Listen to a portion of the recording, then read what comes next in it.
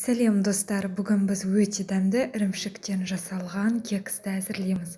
Ол үшін бөлме температурасындағы тұрған майға қантымызды қосып, жақсылап көпіргенше араластырамыз.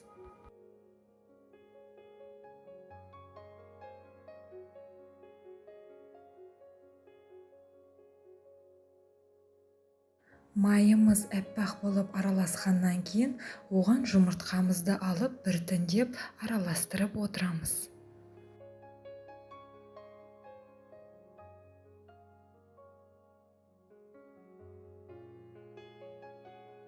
Одан кейін ірімшік немесе ірімшік массасын қосамыз. Мен ірімшік массасын қостым, сол кезде сіздің кекстеріңіз өте жұмсақ әрі дәмді, тәтті болып шығады. 2 ас қасық апельсин шырынын қосып араластырамыз.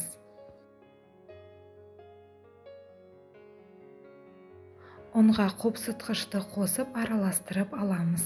Одан кейін жаңағы массамызға ваниль қантын қосып араластырамыз.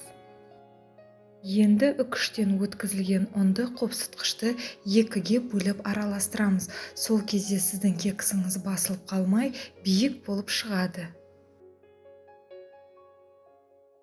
Ұнның қалған бөлігін қосамыз. Кексіміздің массасы осындай қою болып шығуы керек. Кексімізге арналған формаға осылай әдемілетіп қағаздарды салып шығамыз. Егер де сізде силиконды форма болса, оны да қолдансаңыз болады.